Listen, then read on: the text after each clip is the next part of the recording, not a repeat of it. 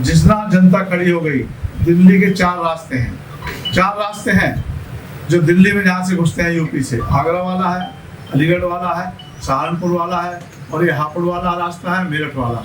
इन 4 रास्तों पर बॉर्डर पर 10-10 हजार आदमी बैठ जाएं, दिल्ली का दूध पानी और सब्जी बंद कर दें, 24 घंटे के अंदर दिल्ली सरकार के प्रदेश बनाना पड़ेगा। पश्चिमी प्रदेश अगर अलग ही इसका विभाजन हो जाता है तो इसके लिए जो पश्चिम की जो जनता है और जो पूर्वांचल की जनता है वो दोनों को फायदा मिलेगा, क्योंकि दोनों प्रदेश छोटे छोटे प्रदेश हो जाएंगे, दोनों का विकास तेज गति से होगा। अब बड़ा प्रदेश होने की वजह से मुख्यमंत्री जो है वो पूरे प्रदेश को ठीक तरह से संचालन करने में असमर्थ रहते हैं और उसकी देखभाल ठीक से नहीं कर पाते। अगर इस प्रदेश का निर्माण होता है तो विकास को भी गति मिलेगी। और जैसे हम लोग एडवोकेट्स हैं तो न्यायिक दृष्टि से अगर देखा जाए तो हाई कोर्ट से थोड़ा दूर पड़ता है, जिससे जाने आने में काफ़ी प्रॉब्लम का सामना करना पड़ता है। अगर वो यहाँ पे निर्माण होता है, हाई कोर्ट भी इधर अगर आता है तो कम से कम एडवोकेट्स के लिए ये सुविधा होगी कि हम यहाँ का भी कार्य कर सकते हैं, हाई कोर्ट में भी जो मैटर हमारे जाते हैं हम वहाँ भी कर सकते हैं। क्या जो आपका पश्चिमी उत्तर प्रदेश का जो आंदोलन है वो क्या है? मैं सतपाल यादव, एडवोकेट, अध्यक्ष पश्चिम प्रदेश निर्माण मोर्चा, और ये मूवमेंट हमारा 2009 से चल रहा है और बड़ी ही मुस्तैदी से हम लोग इसे चला रहे हैं अपने साथियों के सहयोग से। पहले तो आपका बहुत बहुत धन्यवाद, आपने पश्चिम प्रदेश निर्माण मोर्चे को इतना महत्व दिया। और अगर आपका मीडिया आपकी तरह ही और भी मीडिया इसे सपोर्ट करते रहें तो पश्चिम प्रदेश बहुत जल्दी अलग हो जाएगा। और इसमें हम पश्चिम को अलग लेकर मांग कर रहे हैं, पश्चिम अलग बने। जब पश्चिम प्रदेश अलग बन जाएगा, यूपी का 27 जिले हैं, 27 जिले हैं इसमें, और 27 MP बनेंगे, 134 विधायक बनेंगे, तो ये दुनिया का सबसे उत्तम प्रदेश होगा। एक बार अंग्रेज ने सर्वे कराया था पूरे इंडिया में कौन सी जगह सबसे अच्छी है, जो रिपोर्ट आई थी कि पश्चिम उत्तर प्रदेश का हिस्सा आया था। अगर यहाँ 100 रुपये लगाओगे तो 160 पाओगे, और कहीं भी 110, कहीं 120, कहीं 130, क्योंकि यहाँ सारी संपदा है, नदियाँ हैं, पहाड़ हैं, और उत्तम यहाँ का किसान है, उत्तम ही नौजवान है, यहाँ अच्छे खिलाड़ी हैं, अच्छे एडवोकेट हैं। और जब ये बन जाएगा, हाई कोर्ट अपने आप में बन जाएगी, हमें बेंच की जरूरत नहीं होगी, IMT आएगी, एम्स आएगा, NIT आएगी, संवैधानिक जो भी संस्थान हैं वो अपना आप बन जाएंगे और इसका बहुत अच्छा विकास होगा। नौजवानों को नौकरी मिलेंगी, हाई कोर्ट में हमारे जज होंगे। और जब ये बनेगा, जब 25 MP वाला दिल्ली का प्रधानमंत्री बनता है, दिल्ली का रास्ता पश्चिम से खुलता है, यहाँ तो 27 MP बनेंगे। यहाँ का DM भी अपना होगा, चपरासी भी अपना होगा, जिला जज भी अपना होगा, और हमारा प्रधानमंत्री भी हमारा होगा, क्योंकि दिल्ली का रास्ता यूपी से खुलता है। तो इस पश्चिम उत्तर प्रदेश को जो अलग हमारा बनाने की मुहिम चल रही है, इसमें हम मुस्तैदी से लगे हैं। ये गैर राजनीतिक संगठन है, हर पार्टी का व्यक्ति चाहता है, लेकिन पार्टी की मान्यताओं के अंदर वो काम करते हैं। अगर ये नेता लोग सब इसमें जुट जाएं और जन आंदोलन बना रहे, इसे हमारे साथ जितनी मेहनत हम कर रहे थे, पश्चिम प्रदेश बन जाएगा बहुत जल्दी, 1 साल का। तो इसका विचार कैसे आया आपके दिमाग में?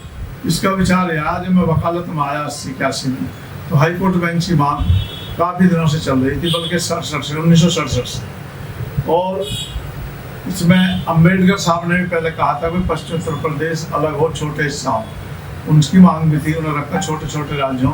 फिर चौधरी चरण सिंह के बाद में 1967 में हमारे लोग गए एडवोकेट, उन्होंने कहा भाई बेंच मत मांगो, तुम अलग प्रदेश मांगो। हाई कोर्ट बेंच की लड़ाई में हम युवा थे, खूब लड़ाई लड़ी, साथ रहे, दिल्ली गए, आंदोलन करे, लेकिन लगा कि ये बनने वाला नहीं है। जैसे उत्तराखंड के हमारे एडवोकेट साथियों ने सोचा कि बेंच नहीं मिलेगी, अपने अलग प्रदेश की मांग करी, तो पूरा प्रदेश मांगा तो उन्हें पूरी हाई कोर्ट मिल गई। ये मांग हमारे दिमाग में ही आई, भाई हमारा एडवोकेट वाला आंदोलन चल रहा है, लेकिन हम इसे बढ़ा नहीं पा रहे, हम उत्तराखंड की तरफ पे क्यों ना अलग प्रदेश मांगे। उसी मुहिम के तहत 2009 में अलीगढ़ में मीटिंग हुई, उसमें समाज सेवी, एडवोकेट, मास्टर और किसान संगठन और सारे संगठन थे सामाजिक। वह निर्णय हुआ कोई अपना उत्तर प्रदेश अलग बनाने की मांग करो। अगर हमें अपनी आने वाली पीढ़ी को देखना है, सोचना है, तभी हम कामयाब होंगे। सैना साहब, संगठन के बारे में अपनी राय रखें अपना परिचय देते हुए। जी, मैं एडवोकेट ओम प्रकाश सैना, सिविल कोर्ट राजनगर गाजियाबाद से। अभी जो हमारी पश्चिम प्रदेश मोर्चे की जो मुहिम चली हुई है उसको लगभग 16 वर्ष हो गए हैं और हम इसको काफ़ी संघर्षित हैं इसको आगे मुहिम को बढ़ाने के लिए। हमारे साथ लगभग जो क्षेत्र की सभी पार्टियां हैं वो उनके सभी कार्यकर्ता हमारी मुहिम से जुड़े हुए हैं और भी काफ़ी संगठन हैं जो सभी संगठन हमारी मुहिम से जुड़े हुए हैं। इसमें क्या है कि अगर क्योंकि ये जो उत्तर प्रदेश है ये अभी भी विभाजन होने के बाद में भी इंडिया का सबसे बड़ा प्रदेश है, पिछड़ा हुआ प्रदेश है जी। और इसमें अगर हमारा ये उत्तर पश्चिमी प्रदेश अगर अलग ही इसका विभाजन हो जाता है तो इसके लिए जो पश्चिम की जो जनता है और जो पूर्वांचल की जनता है वो दोनों को फायदा मिलेगा, क्योंकि दोनों प्रदेश छोटे छोटे प्रदेश हो जाएंगे, दोनों का विकास तेज गति से होगा। अब बड़ा प्रदेश होने की वजह से मुख्यमंत्री जो है वो पूरे प्रदेश को ठीक तरह से संचालन करने में असमर्थ रहते हैं और उसकी देखभाल ठीक से नहीं कर पाते। कोशिश भी करते हैं लेकिन पूरी तरह से नहीं होती, क्योंकि प्रदेश जो है काफ़ी बड़ा है। इसलिए इसकी हम मुहिम में जुड़े हुए हैं और इसको आगे जो है बढ़ाने के लिए काफ़ी संघर्ष कर रहे हैं और उम्मीद है कि एक दिन हमें इसमें सफलता मिलेगी। तो इस मुहिम से मैं जुड़ा हुआ हूँ, मैं ज़िले का प्रवक्ता भी हूँ और इस मुहिम का जो है मैं कोषाध्यक्ष भी नियुक्त किया गया हूँ। तो पिछले कई वर्षों से आप प्रयास कर रहे हैं, कहाँ तक सफलता प्राप्त हुई है? अभी जनवरी 2024 से हमने काफ़ी तेज़ी से इसमें जो प्रगति प्राप्त की है और जो ये शाकुंभरी देवी है वहाँ से हमारी रथ यात्रा निकली और लगभग उससे उधर हम जो है आपके ये संभल है, मुरादाबाद है और उधर सहारनपुर है, इनमें शामली है, मुजफ्फरनगर है। तो हमारी रथ यात्रा उधर काफ़ी सफलता हुई और उधर से हमें सभी जितनी भी राजनीतिक पार्टी हैं और भी दल हैं सभी का हमको भरपूर सहयोग मिला है और आगे भी सहयोग मिलता रहेगा और हम उम्मीद करेंगे कि जल्दी ही जो केंद्र सरकार है वो इस पर विचार करेगी। मैडम, अपना परिचय दीजिए और जरा अपने इन प्रयासों के बारे में बताइए सर। मैं एडवोकेट बनना जी मैं एडवोकेट बनना मैं भी पश्चिम प्रदेश मोर्चे के साथ में हूँ। मैं भी मुझे लगता है कि पश्चिम प्रदेश का निर्माण होना चाहिए, क्योंकि शासन प्रशासन की दृष्टि से भी अगर देखा जाए तो बड़े भूभाग का शासन प्रशासन करना थोड़ा कठिन होता है और विकास को भी गति नहीं मिलती है। अगर इस प्रदेश का निर्माण होता है तो विकास को भी गति मिलेगी। और जैसे हम लोग एडवोकेट्स हैं तो न्यायिक दृष्टि से अगर देखा जाए तो हाई कोर्ट थोड़ा दूर पड़ता है, जिससे जाने आने में काफ़ी प्रॉब्लम का सामना करना पड़ता है। अगर वो यहाँ पे निर्माण होता है, हाई कोर्ट भी इधर अगर आता है तो कम से कम एडवोकेट्स के लिए ये सुविधा होगी कि हम यहाँ का भी कार्य कर सकते हैं, हाई कोर्ट्स में भी जो मैटर हमारे जाते हैं हम वहाँ भी कर सकते हैं। तो इस दृष्टि से और भौगोलिक जो देखा जाए, भौगोलिक दृष्टि से भी देखा जाए तो यहाँ की जो बनावट है, यहाँ पे सारी चीज़ें उपलब्ध हैं। तो मुझे ऐसा लगता है कि पश्चिम प्रदेश मोर्चा का निर्माण, पश्चिम प्रदेश का निर्माण किया जाता है तो काफ़ी अच्छा होगा और लोगों को काफ़ी सुविधाएँ होगी और विकास को गति मिलेगी। Thank you. यादव जी, इतने समय से आप इस और काम कर रहे हैं, चर्चा भी चल रही है, लगातार संगठन भी आपका बड़ा होता जा रहा है, पारिवारिक रूप से भी संगठन जो है ब्रॉड होता जा रहा है।